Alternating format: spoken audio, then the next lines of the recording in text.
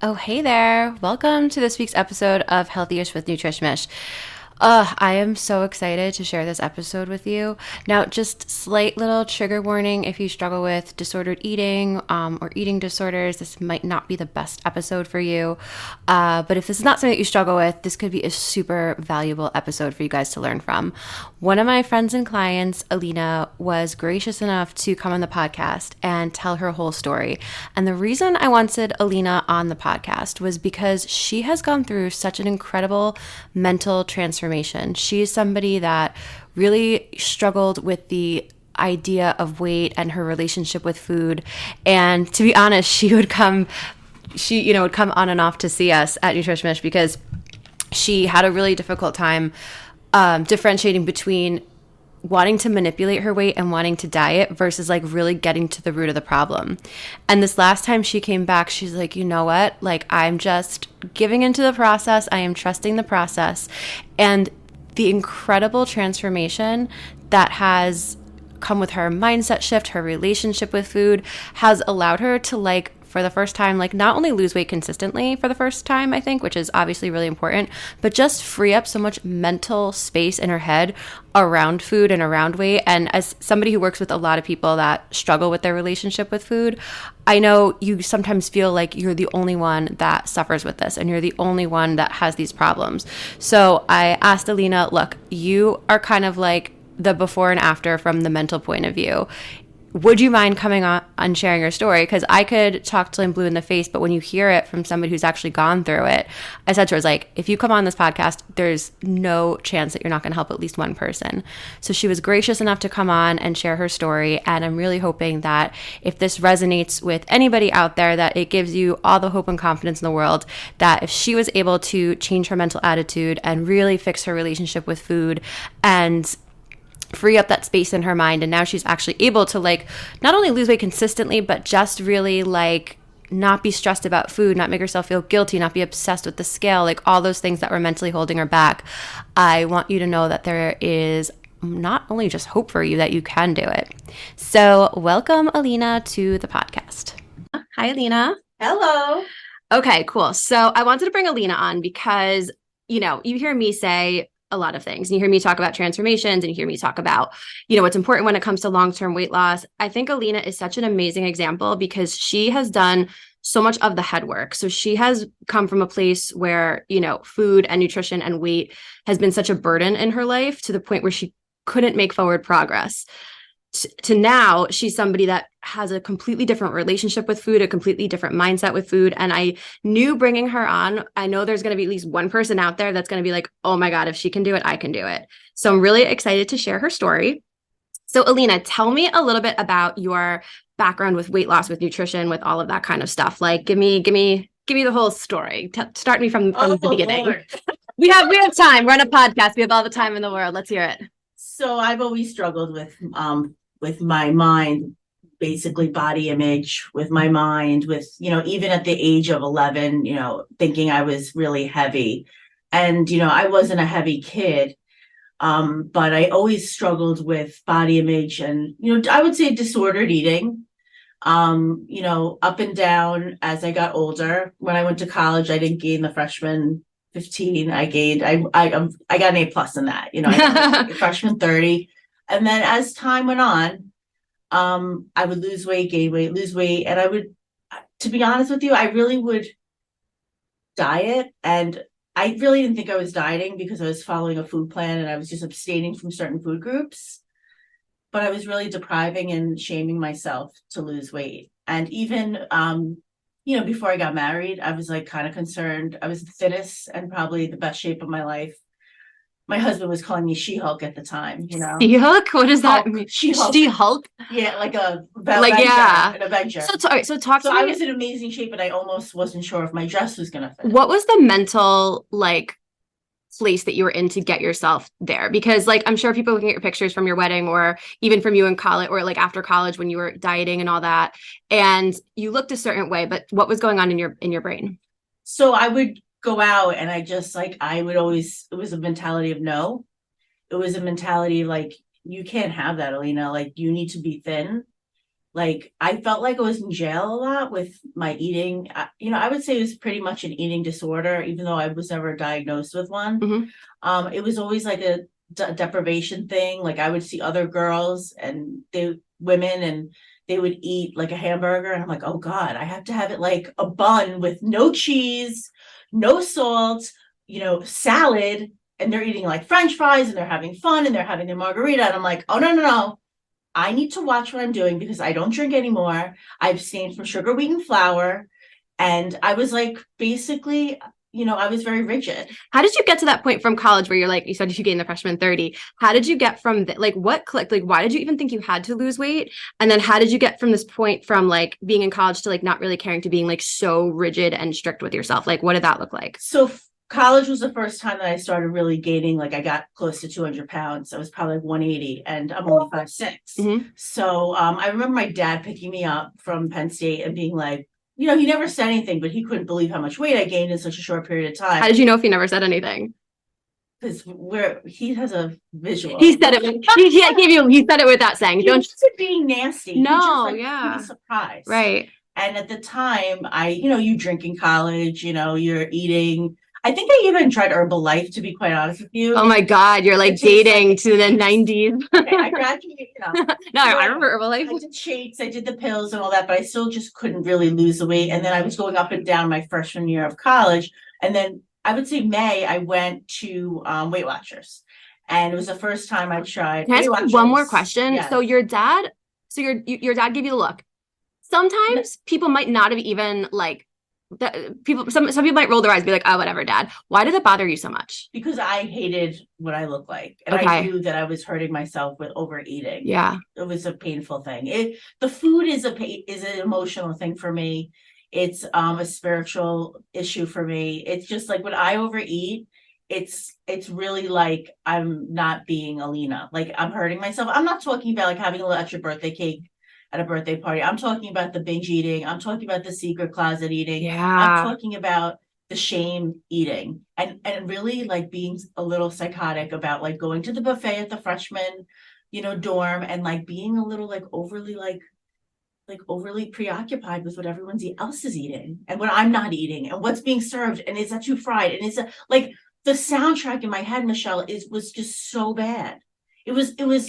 It took me down emotionally, spiritually, and physically. Because So, and that's something that we kind of talk about in our blueprint program that deals with emotional eating is, your thoughts create feelings and then your feelings create actions and your actions create your identity. And that's a perfect example of that happening. So you were kind of like developing this identity around like, well, I'm only worthy if I'm thin and everybody else could eat this way, but I can't eat this way. And like, as we're saying these things out loud, like logically, of course, they don't make sense, but that's how you were feeling. So it was all happening at this like subconscious level.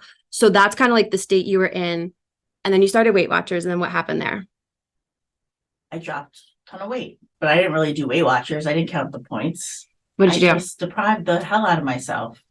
And I went from probably like 185 to 155, which is a good weight for me, maybe 50. And to be honest with you, I was depriving myself, but I dropped so much weight so quickly. I thought that was the answer. So you were feeling really good about yourself then? I felt physically better that I was doing the quote unquote right thing. And maybe people would, I'd get like validation from it because I had went from a higher weight to a lower weight. But what I realized was that I was still obsessed. My mind wouldn't shut off about what I was eating. I was concerned about my clothes and what I look like and sitting in pictures and all these things still. And I mean, this lasted for 10 more years. And that's what I tell people all the time. I'm like, you don't just want the 20. Weight loss. No, not 20, 15 more years. Well, yeah. Split the difference. But that's what I tell people all the time. People are like, oh, I just want the weight loss. I just want the weight loss. I'm like, no, you don't just want the weight loss. I'm chasing the weight loss. But because if that's what you're doing, you can be the weight you want to be. But if you're not living and you're miserable and you're afraid to make a move, talk to me about your wedding, if you don't mind, because I know we've talked about that. So I got married in 2008. I was 28 years old and I was in tip-top condition. I was training with a former Olympian. Oh my gosh. I was like 6 days a week. So you were a She-Hulk. I was a She-Hulk and I could lift and I was like, and I still have a lot of muscle from it and I was in really good shape. And I remember my dress, I wasn't happy what size it was. It was never enough. I was probably like 70 pounds less than I am now. You can't see me for all the listeners, but it was a big deal to be that thin. and to be that in shape. And I remember just feeling really physically fit, but I was suffering really bad. And then I remember going to the bridal shop and a little concerned because I wasn't sure if my dress would fit, because I was killing myself at the gym, but I was undereating, overeating, undereating, overeating, undereating, eating shit, eating. You can, we curse here. It's fine. Say whatever. I was eating garbage, and then I was getting bloated, and I was afraid that that day, because I was a little nervous about the bridal fitting, you got married recently. Like if you have a mentality that you're not good enough, that you don't feel good in your body, and you're overeating and undereating, you have no idea where you're at unless you get on the scale. I didn't know if my dress would fit. So you couldn't even go off of how you physically looked or all the work that you were doing. You needed that number to tell you that you were successful. Until like more recently, I have been a little bit of a slave to the scale. I mean, you know this pretty well. Yeah. Okay. So then I remember, I don't know why I remember this because I remember nothing. I remember talking to you this years ago on your honeymoon. You were telling me that like you were almost afraid to eat on your honeymoon after the wedding. Was that right? So we went on our honeymoon a few months later after the wedding because my husband's a teacher and we couldn't do the honeymoon in September. We got married in September. So we went on the honeymoon in December. By the time December hit, I'd already gained probably like 10 to 15 pounds from September to December. So I was concerned that my clothes that I had bought for the honeymoon weren't going to fit, or things that I like. And you know what? Like 15 pounds will do it to you. I was just obsessed. It was a lifetime. It has been a lifetime. I'm 43 now, of really being a slave to this eating, and it's really not just to the eating. It's everything that comes along with it and that's involved with it. The emotional, the mindset, being jealous of other women, being jealous of people that could eat freely. I'm like, why me? Like, why does my brother walk around and eat like take or leave a brownie and like just eat healthy once in a while and sometimes eat not so healthy and be thin? And why me? Like I had this self-pity mentality. Yeah. And I know when we started working together, and, again, it was probably too soon for you to really hear that at the time. I was kind of like, your goal is going to be that you become that person that can have one brownie and all of that kind of stuff. But at the time, you were very focused with the weight, and you've done such a freaking amazing transformation since then mentally, which I want to get into. But then, so talk to me about, you got married and all that. What other kind of things did you try? Because it seems like you're kind of in this like gain loss cycle. Gain loss. And then I gained a lot of weight after I had our son, so I had our son, I was at heavier weight. I had our son. And then, he's 8. Now, when you were pregnant, did you have any? Pregnant was the best thing for me. Because you felt like I'm allowed to finally. I was just okay being overweight because even though the doctor was like, you need to lose weight, you need to lose weight, you need to lose weight. I was like, I only gained 30 pounds in my pregnancy, which was very good because I'm, a bigger person. Wait, can we just stop there? You know what's so interesting? What you just said, and I wish I'd asked you that question sooner, because you just basically said, we always talk about how restriction breeds overindulgence. And what you keep saying this whole interview, you're like, I was restricting and then I was overdoing it, and I was restricting and then I was overdoing it. And what you just said, you were like, you know what? Pregnancy, because I was pregnant, because I was allowed to eat what I wanted to eat in my mind at that point for the first time. You took the restrictions off yourself. You actually gained what the textbook perfect amount is. 25 to 30 pounds. Which, so for a pregnancy, which is so interesting. It was the first time that it sounds like you actually gave yourself permission to take your foot off of the gas, and you actually thrived. That's so interesting. And what's also funny is that like I also felt, I never thought I could control my eating. I always thought that I had this other people could control their eating. I just can't. You just didn't have that skill set. It was like genetic. You had no control over it. Yeah, it was just like a predisposition to not control my eating. And I actually still don't believe in love the word control. I just think that I manage behaviors. I think that's a really great way of saying it. Thank you. I don't love the word control. So, I've been back and forth with, verbatims and what it is and whatnot. But at the end of the day, I was having behaviors acting out with a food, which it could have been alcohol, it could have been shopping, it could have been other things. I just so happened to find food. Right. And you asking me about the doctor, right? So I only gained 25, 30 pounds, but she was really pressing me to lose weight because I was on the bigger side. And it really was hard to not gain 25. Like she wanted me lose weight being pregnant. And I remember thinking to myself, if I not, like when so when you're pregnant, you can't eat certain cheeses, like pasteurized. Yeah. Like I could control that. Like I wasn't like addicted to unpasteurized cheese. Like, Some people are. It's just delicious. like I only had one cup of coffee. I could control things or manage things when I was pregnant because I did it because of the baby. Right. But as soon as I had Leah, our son, I was really heavy, and a lot of women go right back down, and they like these runner women. Not a lot. Everyone is very different with that. Of course, I saw all the women. Of course, you think women think that's what happens. I definitely want to take a minute. Those women that like have a nice, perfect little belly, and then they like have the baby, and then it's gone in 2 weeks. They're like I was like so jealous of those. Yeah. Women. So I had to like really work, and I would lose weight, but I could never get to the point where I was like happy losing weight. Right, because you were just chasing the number. You weren't trying to address the problem. I was hating myself to lose weight. That's what I was doing. I was loathing myself, saying the horriblest things, you piece of whatever, just don't eat that piece of that. You can't do this. You can't do that. You can't do this, Lena. I was hating on myself. Yeah. To get to that magic number, which at the end of the day, right before I got married, I got to a great number, which if I was at the number today, I'd be like, oh my God, that's amazing. Yeah. But when I got to the number, you still weren't happy. No. And guess what? I didn't have wedding cake. You didn't have wedding cake at your own? I didn't either because I was really drunk, but yours was probably different. So you had wedding cake on my wedding because it had sugar in it. And I was told to not eat sugar, wheat, and flour. I was abstaining from sugar, wheat, and flour. I was doing, this abstinence program through Overeaters Anonymous. And my sponsor at the time was like, hey, don't eat sugar, wheat, and flour. It's going to be helpful to you. It was like a very structured program. And I'm not bashing Overeaters Anonymous because I'm still a very member of the program. Yeah. I work the 12 steps. I believe in God. And, that's another podcast. But what I realized is that the food plan is not the answer. Yes. The food plan is a food plan, and not eating certain foods is not what's going to get me emotional freedom, physical freedom, spiritual freedom. All right, so quick little break from this amazing interview. If this is resonating with you, I need you to click the link in the show notes. Please, please, please, please, please take advantage of your first session at Nutrish Mish. What we do at Nutrish Mish is we design your own personal nutrition philosophy. Nutrition is not one size fits all.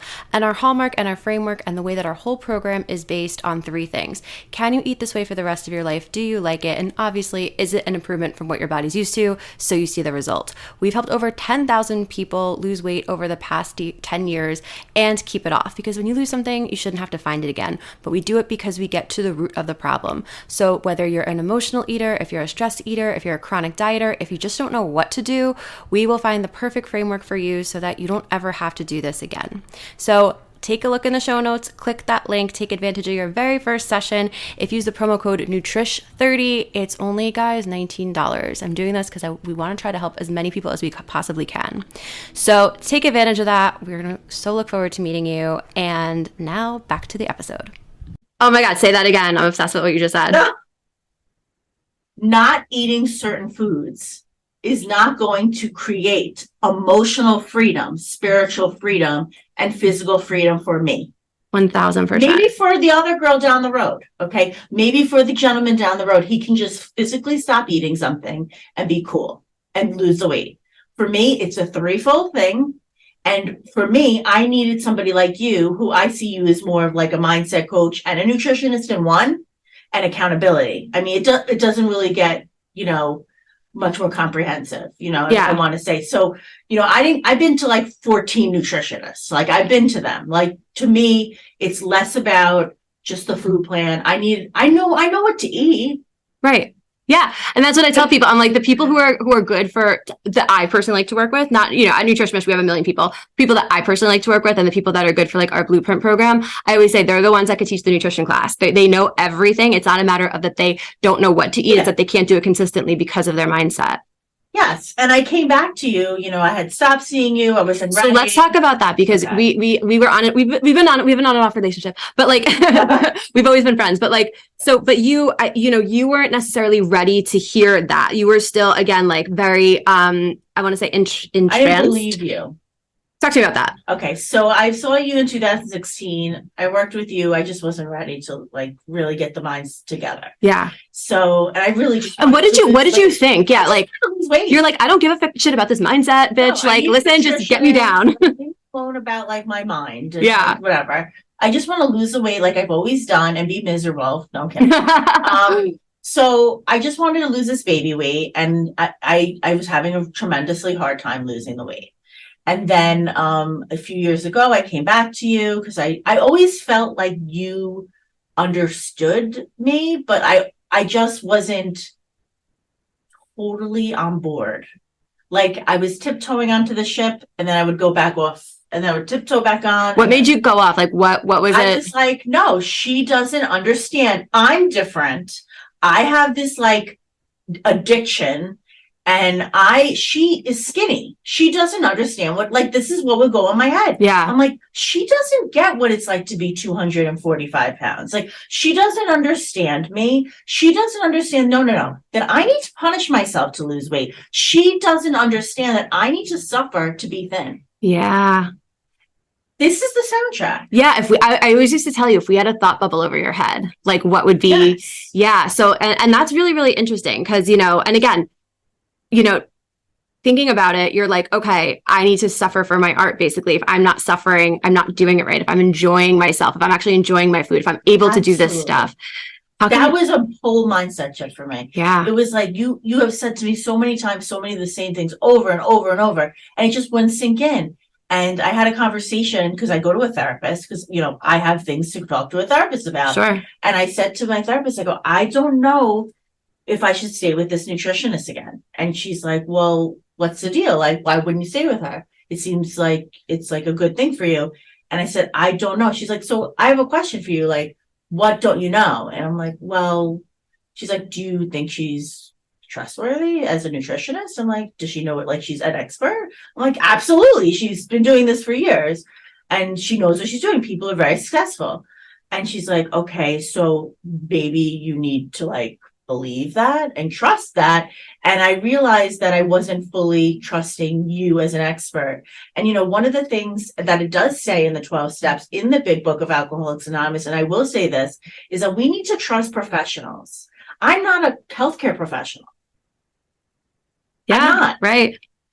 But it's tough because we're judging success at the time by, let me see the number come off on the scale. Your experience was that only happens for me when I suffer. So it's very difficult to take a step back and think, okay, I'm not the only one. Like that, like this doesn't just work for everybody but me, You would say things like you're going to have ups and downs. Like you might still be off track or whatever. You hated that when I used to say that. I did. You used to say like you might have a binge here and there. I was like, no, Michelle. I am perfect. I am perfect or totally off the all or nothing, girl. Yeah. Like you would be like, no. You might have a binge, but less of them. And I was like, you know what? No. You don't know me. Like I'm an addict. I don't have that. I go on or off. And you help me see the gray. And that has been a life changer for me. Like there's been a lot of resources in my life that have helped me. And I think that if I didn't really get what's in between my ears, my mind in a better place, I don't think I would even be able to like comprehend this conversation. So it's so funny and it's been so cool for me to like see your transformation. What talk to me about like the aha moment or like when things started to click for you, because you were so like, you've just done such a transformation with being open to the middle lane. Before you didn't think that was even a thing for you. And you would get mad and all that kind of stuff. Well, I left you again. Yes, you did. But you always come back to me. I know. So I left you about 2 years ago and I was like, I went to a registered dietitian and he's amazing, but he gave me a food plan and he's like, I'll see you in a month. And I'm like, okay. And I'm trying to do my OA 12 and 12 steps program and doing all these things. And there was a missing, like you say, pothole or missing link, right? And it was the mindset. I was working on my emotional, I was working on my spiritual, I was working on a food plan, but I couldn't connect everything because there was this link that was missing in my, like, right? So, and it was the mindset link. Like when I think about the work we do, I think about the how-to, the accountability, I think about strategy. Yeah. I think about like, okay, so that wasn't working. How can we change? You always say this. How can we change our mindset around this? How can we change a shift in perspective around this? And that was the missing thing. I had the food plan. It doesn't really matter. Like, we don't even really talk about exactly what my food plan is all the time. We talk about what's working, what's not working. And the truth is that when I realized that this was the missing link, when I came back a few months ago, I realized that I need to really go in. And if I want to live and not be 300 pounds, because I was getting to the point, Michelle, when I was losing 6 pounds, up 6 pounds, down 6 pounds, I was getting closer to 300 pounds than to 200 pounds. And I was getting really scared. Yeah. I mean, like physically scared.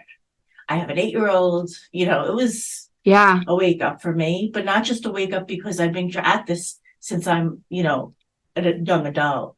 And I'm still 40s. I mean, what's going to happen when I go to menopause? What's going to happen when I get older? Will I make it? Yeah. Somebody once said to me, you don't see heavy people that are 92 years old, do you? And, I started thinking like that, like, okay, so I'm kind of a little scared. Then I realized that I needed to shift my mind from being scared to loving the process. Obsessed with that. Obsessed. That's one of our hallmark frame. We say with Nutrish Mish, like, when something's going to work for you for life, it's got to have 3 things. It's got to be an improvement from where you're currently at. It's got to be something you can do forever, and you need to enjoy the process, because your brain always wants to work towards things that make it feel good and away from things that make it feel bad. So you were kind of constantly in this, like, the pain of your weight was greater than your desire for food until it wasn't. And then it was like this kind of roller coaster ride that you were up and down, up and down. And then you just decided, okay, my way's not working. Well, that was it. It was, the pain has always been there, but I'm like, obviously what I'm doing isn't working. So I need to keep the things that are working and add this mindset shift in, because obviously there's something missing. Yeah. So the mindset shift, before, we're very, one of our philosophies is we teach people how to work things and not cut them out. To me, I believe a healthy relationship with food is a synergy between the fun fuel and the fun and the fuel. So the fun food that you can eat for entertainment sometimes, and then the food that is fuel, which is like the primary, reason for it. And you were very much like black or white, all or nothing. I'm on or I'm off. You now allow that food into your life, and of course, I mean, the slip ups are far and few between at this point. And your threshold for what kind of triggers you is so much higher than it was. So it's the first time that you're allowing yourself these foods, like actually allowing it. And to me, I've seen you have so much more control over it. It's the first time that, I've seen you lose weight consistently and like effortlessly, because you're not really focused on the scale. You're focused on enjoying the process. Well, I took my scale away. We did. We maybe did take your scale away, but it was myself too much. Right. But it's for your own good. And like, talk to me about that. So like, what has, like, since you took your scale away, how has that been liberating for you, or not? So about a month ago, yeah, I gave my scale to a friend. And was it hard? No, seriously, because that was your, that took me a few times. You just told me give it to you, and then I was like, but if I give it to Michelle, she's never gonna give it back. Like, I will never see that fucking scale again. No, but like, because you just said to me at my wedding, I couldn't see myself for what I was. So you have trusted that machine for everything. So what did that feel like, not having that? So at first it was like, oh my God, like, how am I gonna know how to eat the next day if I'm not weighing myself? Oh my God, so obsessed with that, because that's so wrong. Like manipulation. And then I would weigh myself, and it would dictate my day without me realizing, my emotional day. Like, if I was up, I was like, oh, are you kidding me? And if I was down, I'd be like, you piece of whatever, you're still not thin enough. It was never good enough, Michelle. I'm never good enough for the scale. And I realized that that's like a bad relationship. A bad boyfriend, right? Yep. I don't need you anymore. And so I said, you know what? When I go to the nutritionist, when I go to you, I'm going to let you weigh me, and you pep talk me out, or we talk about what happened.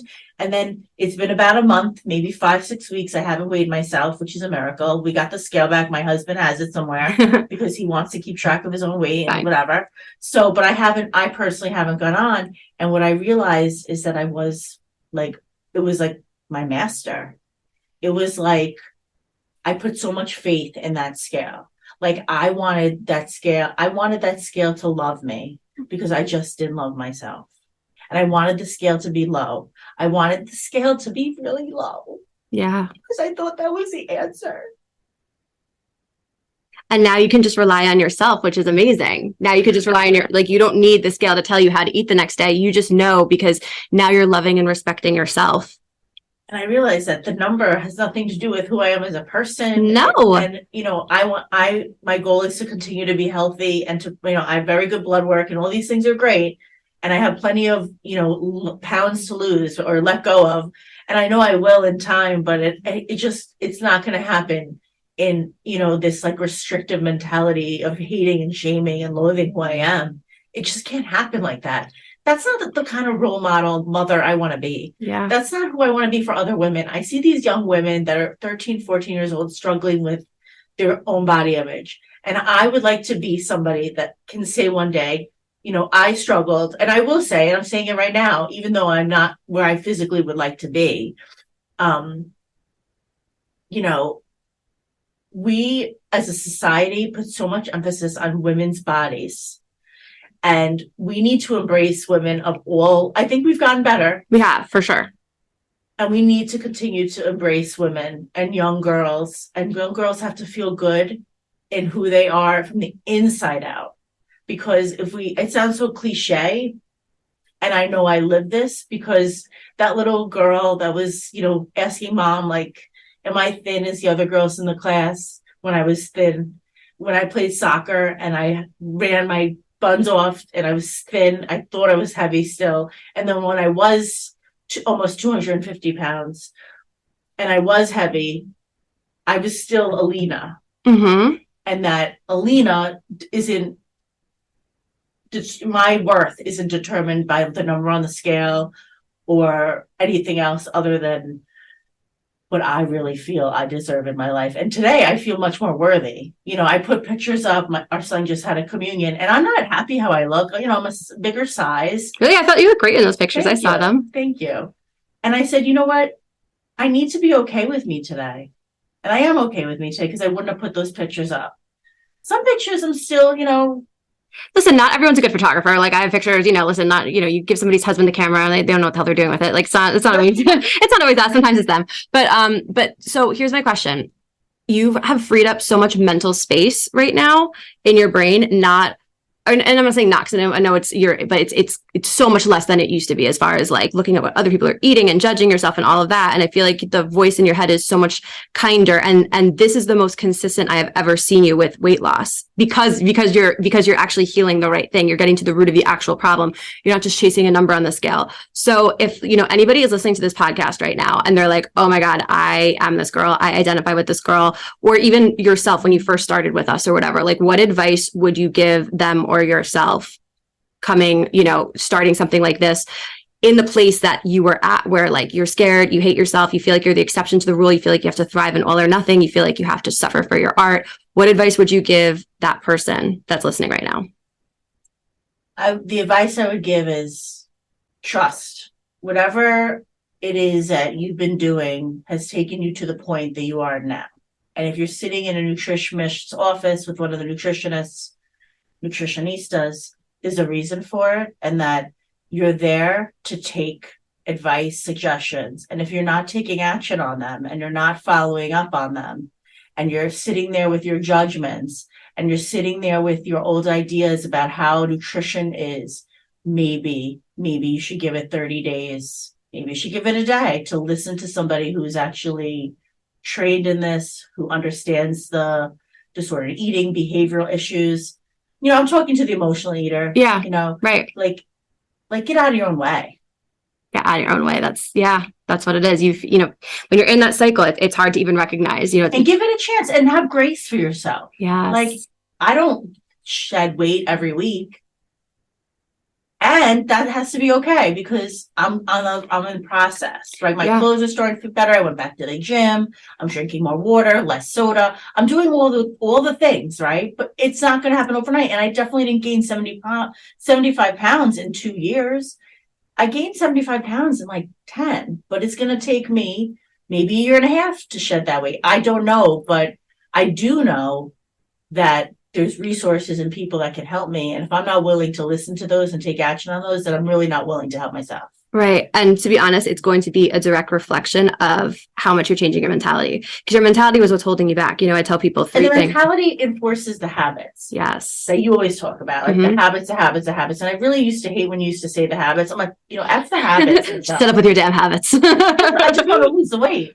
That's what I used to say to you. And I was like, so it really has to be first the mindset. Yes. First, you have to be willing to walk through the door and say, I can't do this alone. I need help. Right. But the second thing really is like, okay, I need help, but what kind of help? Like, let's stop trying to solve for the problem. Like you say, solve for the problem that's not a problem. Solve for the actual problem that you have. And my actual problem was emotional mindset type thing, and I needed to go to somebody who understood that. There's so many great nutritionists and holistic practitioners, but I needed somebody who understood the emotional part.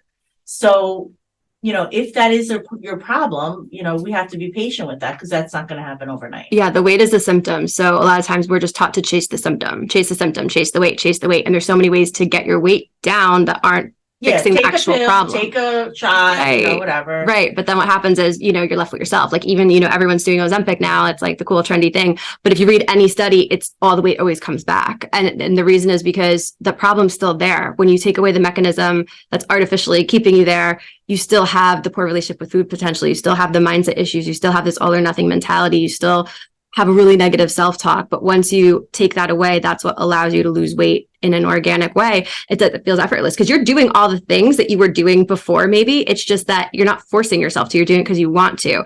And because of that, you're not going this all or nothing. You're just kind of in the middle lane. And it has freed up space for me. I'm sure. Because now I can focus on other things, because I'm not obsessed with what I'm eating all the time and what I'm not eating and all the soundtracks that I had. Yeah. Like the voices have quieted down. Obsessed. Thank you so much for sharing. I know this is going to help at least one person, if not a million people listening, because this is such a common thing and nobody really talks about it. And, even I was reading a study with the Ozempic or whatever, and the doctors were saying, I did Ozempic before I came to you too. I went to a doctor. Yeah. It's so, they make it so tempting and so easy and blah, blah, blah. And the doctors get kickbacks or whatever. But, I was reading one of the studies and they were saying that, when people come off of it, that you gain all the weight back. So people just need to stay on it forever. Like obesity is a disease.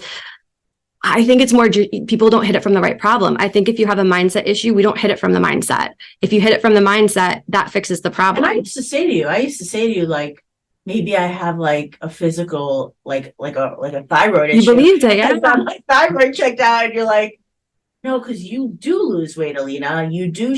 And I remember thinking, well, maybe I have this. And it was.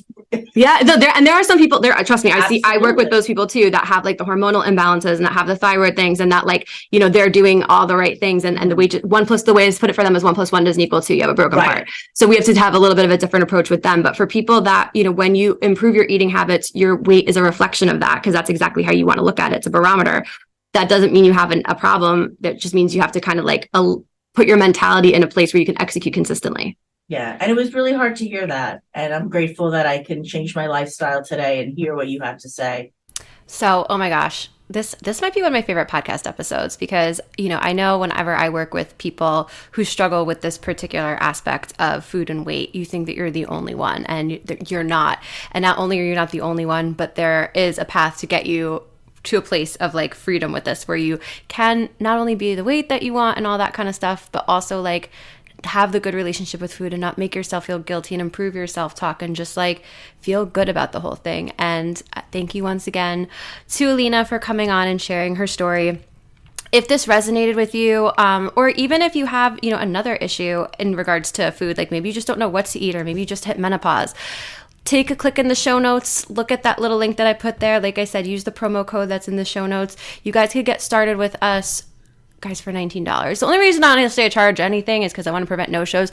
Even if you don't continue after that, you're going to get so much out of that one session that you're going to walk away with so much more knowledge about who you are as an eater and what types of things are going to work for you and what types of things aren't going to work for you. We just want to help as many people as possible. So if you loved this episode, make sure that you are subscribed. If you want to rate us 5 stars. I would love that, just to help us create more content just like this.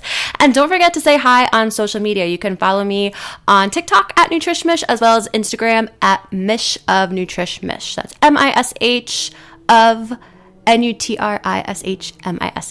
All right, we will check you guys out next time. Have an amazing week.